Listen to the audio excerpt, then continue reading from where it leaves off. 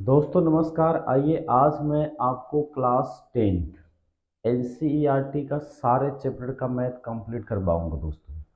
दोस्तों होगा क्या कि इसमें जो है मैंने एक वीडियो में सारा चैप्टर तो कवर नहीं कर पाऊंगा, लेकिन मैं करूंगा क्या कि सारे चैप्टर को मतलब एक वीडियो में एक चैप्टर आपको मैं कंप्लीट कर दूंगा दोस्तों, ठीक है। तो दोस्तों जैसा कि आप जानते हैं कि बिहार बोर्ड एग्ज़ाम जो है 2024 में हमारे सर पर आ चुका है। तो हम लोग क्या करेंगे दोस्तों, सारे चीज़ों को कवर करने के लिए शुरू करेंगे। दोस्तों आज 19 अक्टूबर 2023 हो गया है और आज से लेकर के मैं जब तक ले आपका एग्ज़ाम समाप्त ना हो जाता है तब तक ले मैं आपको सारे chapter math, physics, chemistry and biology का पूरा कंप्लीट चैप्टर दूंगा। तो दोस्तों जल्दी से आप चैनल को सब्सक्राइब करिए और वीडियो को लाइक करके शेयर करिए। आइए स्टार्ट करते हैं समय को बचाते हुए। दोस्तों देखिए, सबसे पहली बात क्या है दोस्तों, जरा ध्यान दीजिएगा कि सबसे पहले चीज़ें हमारे पास क्या दिया हुआ है। एक पहले मार्कर को हम चेक कर लेते हैं कि मार्कर कौन सा बढ़िया है। यहाँ पर दिया गया कि निम्नलिखित संख्याओं को, जैसे पहले ऊपर देख लीजिए, ऊपर लिखा हुआ class 10th math NCERT book है ना, और ये फर्स्ट लेसन है प्रश्नावली 1.1 का। दोस्तों देखिएगा ध्यान से। तो यहाँ पर क्या दिया गया दोस्तों कि निम्नलिखित संख्याओं का एचसीएफ ज्ञात करने के लिए यूक्लिड विभाजन एल्गोरिथम का प्रयोग कीजिए। यहाँ पर दोस्तों करा है क्या, निकालने के लिए हमको एक तो एचसीएफ का रहा, एचसीएफ का रहा, लेकिन हमको निकालना किस विधि से है भाई, तो यूक्लिड विभाजन एल्गोरिथम को द्वारा हमको निकालना है। अब एल्गोरिथम को ही हम लोग क्या कहते हैं दोस्तों, तो प्रेमिका कहते हैं, ठीक है ना। क्या कहते हैं, प्रेमिका। मतलब ये हुआ कि अगर कह देगा कि निम्नलिखित संख्याओं का एचसीएफ ज्ञात करने के लिए यूक्लिड विभाजन प्रेमिका का प्रयोग कीजिए, तो भी वही होगा जो हमारा एल्गोरिथम होगा, ठीक है दोस्तों। तो एक बात क्लियर कर लीजिए आप कि एल्गोरिथम बोले या प्रेमिका बोले दोनों एक ही बात, लेकिन इस बात को आपको ध्यान रखना है कि प्रेमिका मतलब ये नहीं कि प्यार मोहब्बत की जो बातें करेंगे वो नहीं। यहाँ पर हमारा ये कॉन्सेप्ट होगा जो हम मैथमेटिक्स में इस चीज को अप्लाई करने वाले हैं दोस्तों। तो आइए फास्ट में हम इसको स्टार्ट करते हैं। जैसा कि यहाँ पर देखिए कि प्रश्न हमारा दिया हुआ है 135 और 225। तो 135 और 225 का एचसीएफ निकालना है। तो कहने का मतलब ये आप पहले हमको ये चीज समझना है। देखिए एल्गोरिथम का रूल क्या होता है ये समझिएगा दोस्तों। ये हमारा एक भाग का चिन्ह है। तो भाग का मतलब क्या हुआ कि इसको हम लोग बोलते हैं भाज, ठीक है, और इसको हम लोग क्या बोलते हैं, भाजक बोलते हैं। इसको हम लोग क्या बोलते हैं, भागफल बोलते हैं, और नीचे में हम लोग बोलते हैं दोस्तों शेषफल बोलते हैं, ठीक है। ओके, देखिए यहाँ से समझ में आना चाहिए आपको कि भाज, भागफल, भाजक और शेष। कहने के मेरा मतलब हुआ कि अगर आप बच्चे में पढ़ोगे तो भाग बनाते थे, तो भाग बनाने का जो नियम होता था उस नियम को क्या नाम था। देखिए कि भाज बराबर भाजक गुने भागफल प्लस शेषफल हुआ करता था दोस्तों। अब जरा याद करिए कि बच्चा में आपको यही कॉन्सेप्ट मिलता था याद करने के लिए कि भाज बराबर भाजक गुने भागफल प्लस शेष। तो दोस्तों यहाँ पर यूक्लिड विभाजन एल्गोरिथम का मतलब वही है कि इसका फॉर्मूला जो होता है ए बराबर बी क्यू प्लस में आर होता है। तो ये वाला आपका ए हो जाएगा, ये बी, और ये क्यू, और ये वाला आर। कहने का मतलब ये ए बराबर बी क्यू प्लस में क्या हो जाएगा, आर हो जाएगा। तो दोस्तों ये कोई बड़ी सा चीज नहीं दिया गया, इस चीज को आपने 1-2 क्लास में ही सीख चुके हैं, ठीक है ना। मतलब छोटे क्लास में इस चीज को कर लेते हैं, लेकिन हम जब 10th क्लास में आते हैं तो एक नाम आ जाता है बीच में, यूक्लिड विभाजन एल्गोरिथम या प्रेमिका, तो लगता है कुछ अलग चीज सीख रहे हैं, पर ऐसा नहीं है, एकदम नॉर्मल सी ये मैथ है। तो आइए हम स्टार्ट करते हैं। हालांकि आपका एग्जाम की दृष्टि से बहुत महत्वपूर्ण है, तो उम्मीद करते हैं ये समझ में आपको आ गया होगा। आइए फटाक से अब हम चलते हैं अपना क्वेश्चन की ओर। जो हमारा पहला क्वेश्चन जो हमारे पास था कि 135 और 225 का एचसीएफ ज्ञात करना है दोस्तों। तो पहले तो आपको एचसीएफ निकालने के लिए आना चाहिए दोस्तों। देखिएगा ध्यान से कि 135 से पहले हम क्या करेंगे, भाग करेंगे 225 में। एक चीज को और इसमें ध्यान रखना है कि पहले आपको ये पता करना है, ऐसे लिखना है कि माना कि ए बराबर से 225 और बी बराबर से 135। ओके, ए बराबर से 225 और बी बराबर से 135। इसको ऐसा क्यों करेंगे दोस्तों, जब दो संख्या दी रहेगा तो उसमें से पहला संख्या हमको पता ये करना है कि कौन सी संख्या बड़ी है और कौन सी संख्या छोटी है। तो आपको करना क्या है कि बड़ी संख्या को ए मानना है ऑलवेज, ठीक है, बड़ी संख्या को ए मानना और छोटी संख्या को बी मानना। ऐसा कि नहीं यहाँ पर हमने यहाँ लिख दिया कि ए का 225 बी का ये, तो नहीं, ऐसे में आप मिस्टेक कर जाइएगा। आपको ध्यान रखना ये है कि हमेशा बड़ी संख्या को ए मानना है और छोटी संख्या को 135 मानना है। अब क्यों मानना है सर, उसको थोड़ा सा देख लीजिए। देखिए दोस्तों, यहाँ पर अगर हमने भाग करते हैं तो छोटी संख्या से बड़ी संख्या में भाग लगता है। ओके, छोटी संख्या से बड़ी संख्या भाग लगता है, इसलिए आपको छोटी संख्या को बी मानना है और बड़ी संख्या को ए मानना है, क्योंकि ये हमारा ए होता है, ये बी होता है, ठीक है ना, और ये वाला क्यू होता है, नीचे में आर होता है। ओके, यहाँ तक समझ में आपको आ गया होगा। तो इसीलिए पहले आपको जो संख्या दी रहेगा उस संख्या में पता करना है कि ए कौन है, बी कौन है, ठीक है। तो हमेशा याद रखना है कि बड़ी संख्या को आपको ए मानना है, छोटी संख्या का आपको बी मानना है। ओके, तो स्टार्ट कर देखिए, इसको हम बनाते हैं, यहाँ से सोल्व कर लेते हैं कि 135 को अगर 2 बार में लगा देंगे तो ज्यादा हो जाएगा दोस्तों, तो हम क्या करेंगे, एक बार में लगाएंगे। तो एक बार में अगर लगाएंगे तो यहाँ पर हमारे पास आ जाएगा 135 आ जाएगा। ओके, अब इसको घटा लेंगे तो कितना आ जाएगा, अगर हम घटाएंगे तो 5 5 में से ये गया तो 0 बच जाएगा, यहाँ पर 12 12 में से 9 गया, ये 3 गया तो 9 बच जाएगा। तो हमारे पास क्या आ जाएगा दोस्तों, यहाँ पहले हम लिख लेंगे यूक्लिड विभाजन एल्गोरिथम के द्वारा, यूक्लिड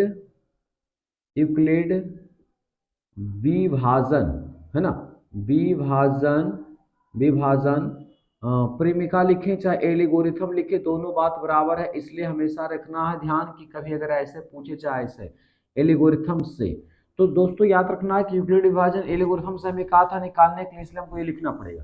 तो इसका फॉर्मूला क्या होता है, तो बोलना है ए बराबर बी क्यू प्लस में आर होता है। ये आपको अच्छी ढंग से पता होगा, और नहीं है तभी पता कर लीजिए।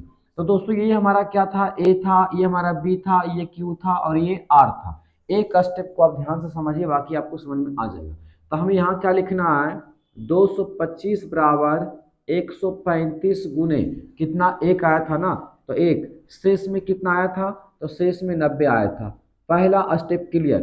अब हमको करना क्या, इस 90 को हम यहाँ से उठा करके यहाँ रख देंगे और यहाँ से 135 को यहाँ रखना। दोस्तों आप चाहेंगे तो यहाँ से भी कर सकते थे, हम चाहेंगे तो यहाँ से भी यहाँ पर लिख सकते, लेकिन आपको समझने के लिए मैंने खाली एक स्टेप को नीचे करता हूँ कि ताकि आपको समझ में ढंग से आ सके चीज़ों को। ये 90 को आपको यहाँ करना और 135 को यहाँ करना।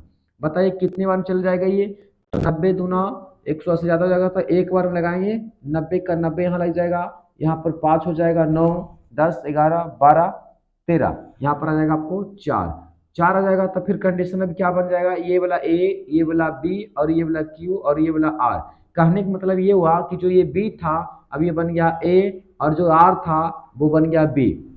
तो यहाँ पर हम क्या लिखेंगे दोस्तों कि 135 बराबर 90 गुने 1 अब प्लस में कितना 45।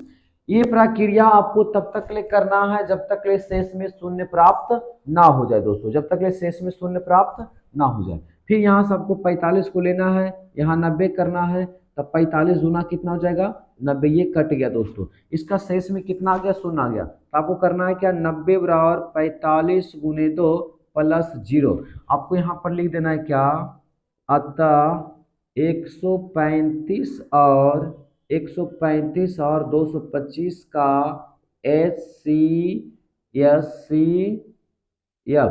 HCF बराबर कितना हो जाएगा 45। यहाँ से आपको आना 1 2 3, तीसरे नंबर पर हमेशा आना। जब भी आपको यूक्लिड विभाजन से आपको निकालना रह जाएगा ये HCF, तो 1 2 3 ये साइड से आपको तीसरा नंबर पर आना, जो कि आपका ये आंसर होगा दोस्तों। तो उम्मीद करता हूँ कि कॉन्सेप्ट आपको समझ में आ गया होगा। आइए दोस्तों नेक्स्ट प्रश्न इसका ये है कि 196 और 38,220। तो मैंने क्या बताया कि दोनों संख्या में पहले आपको पता करना है कि कौन हमारा ए है और कौन बी। तो यहाँ लिखना है कि माना कि ए बराबर से 38,220, ठीक है, और बी बराबर से 196। फिर यहाँ पर आपको लगा देना दोस्तों क्या, यूक्लिड विभाजन प्रेमिका, ठीक है दोस्तों से। चलिए ये समझ में आ गया। तो इसका फॉर्मूला क्या है भाई, ए बराबर बी क्यू प्लस आर है। तो देखिए यहाँ पर करना क्या, ए का मान हमारे पास क्या है 38,220 बराबर लिखना है क्या 196, बी का मान था तो ए का मान यहाँ पर, बी का मान यहाँ पर। अब हमें निकालना है क्या क्यू का मान। तो क्यू का मान निकालने के लिए हम क्या करेंगे, छोटे नंबर से बड़े नंबर में भाग करेंगे।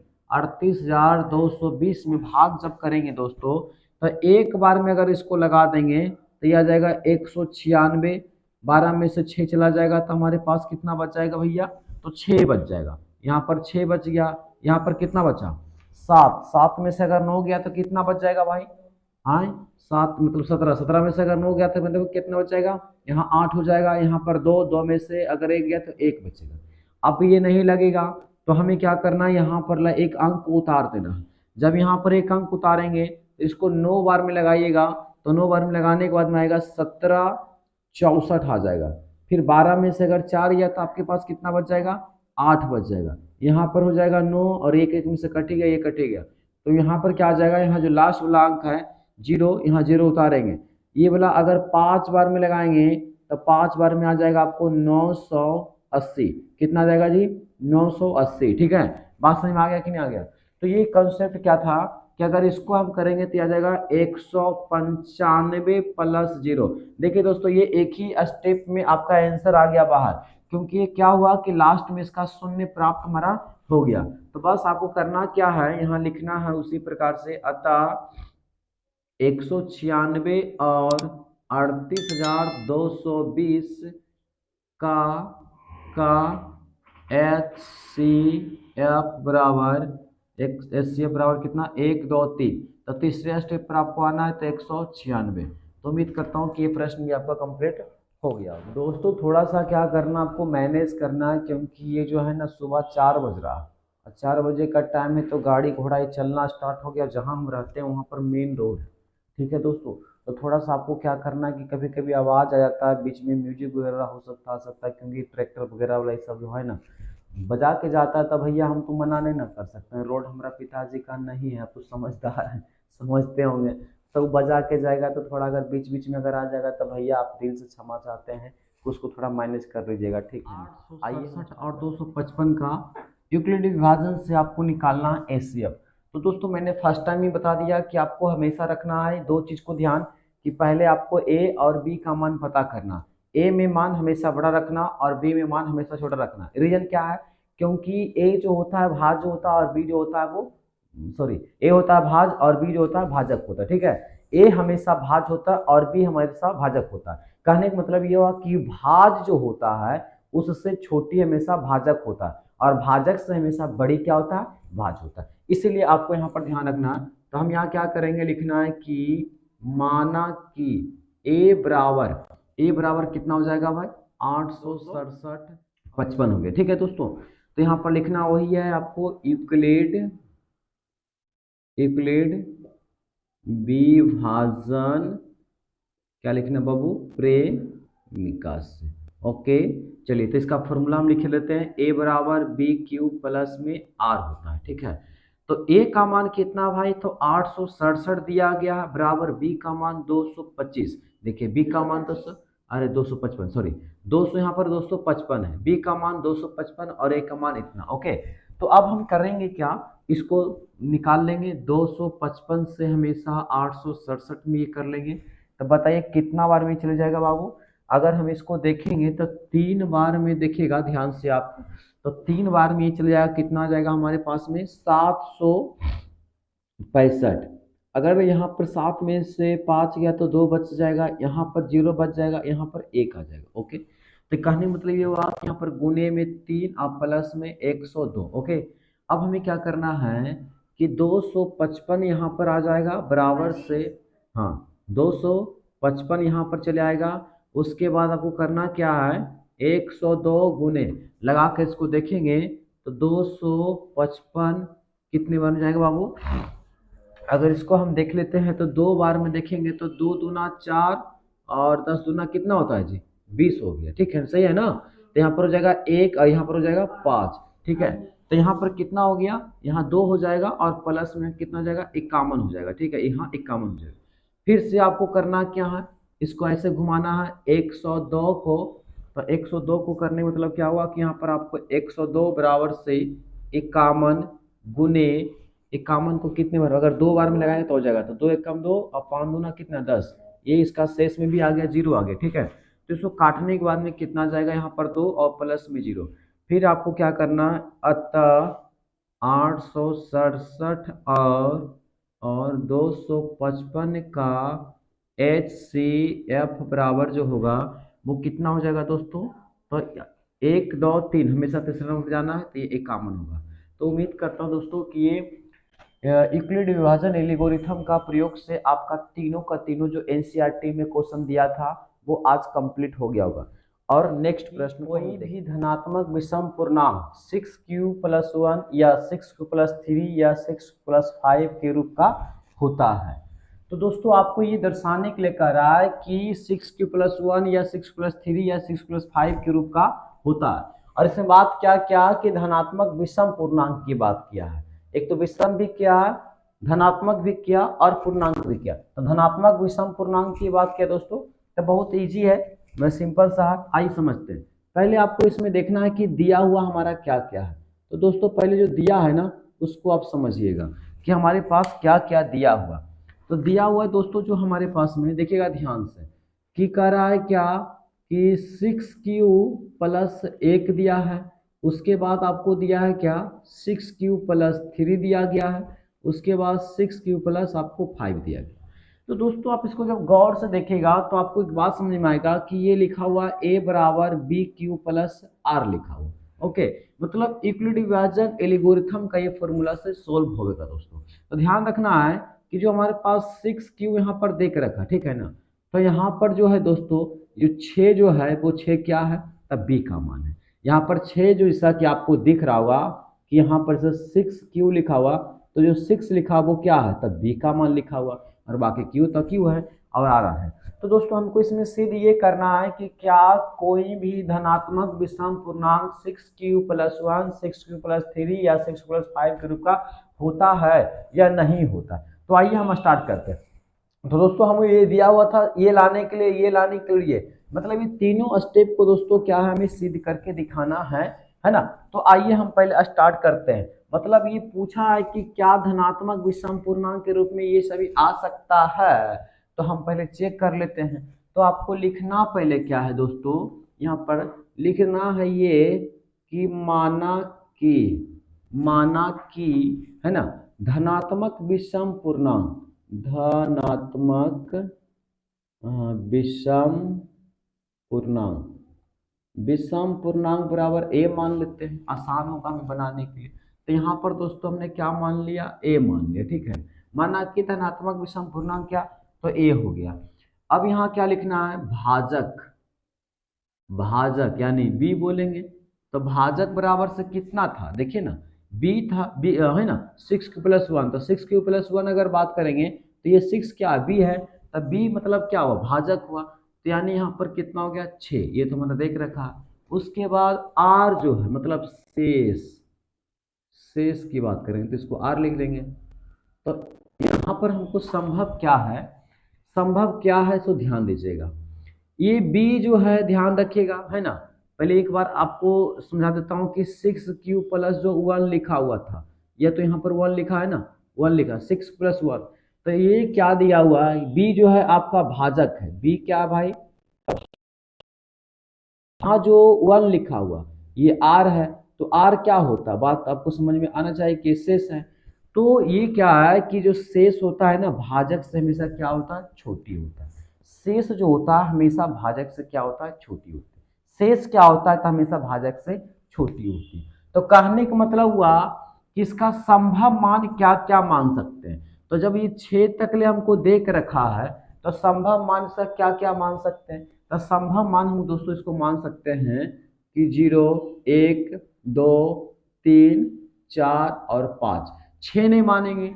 क्यों दोस्तों, क्योंकि ये जो होता है इसका भाजक से हमेशा शेष जो होता है छोटा होता है, ठीक है ना। इसीलिए हम क्या करेंगे, इसका संभव मान जो रहेगा 5 तक लाएगा। अगर ये लिखल रहता कि 7q+1 तो हम कहाँ तक लाते, 6 तक ले लाते। अगर यहाँ लिखल रहता 11q+1 तो कहाँ तक लाते हैं, तो 10 तक लाते हैं। तो कंप्लीट बात हो गया ना कि जब यहाँ पर b लिखा रहेगा अगर 11 तो आपको लाना मतलब एक कम लाना। एक कम क्यों रखना है मान सर, क्योंकि एक कम आपको इसलिए रखना है क्योंकि b जो होता है वो भाजक है और r जो होता है वो शेष है। तो भाजक से हमेशा छोटा होता है r, मतलब शेष होता है, ठीक है ना। भाजक से हमेशा छोटा कौन होता है भैया, तो शेष होता है। कंप्लीट बात हो गया यहाँ तक ले। अब आइए हम क्या करेंगे, यहाँ पर हम लिखेंगे कि अब यूक्लिड विभाजन प्रेमिका से, तो यहाँ लिखेंगे क्या, अब ये तो लिख सकते हैं ऐसे डायरेक्ट, कोई दिक्कत नहीं। अब यूक्लिड विभाजन प्रेमिका से, ठीक है। तो यहाँ यूक्लिड विभाजन प्रेमिका मेरा क्या कहता है बाबू, तो कहता है कि a बराबर बी क्यू ना है जब जब r बराबर 0, तब हम क्या होगा भैया, तब यहाँ पर आपको जो निकल करके आएगा ना बाबू, जो यहाँ पर निकल करके आएगा वो क्या आ जाएगा, a बराबर 6q प्लस में 0।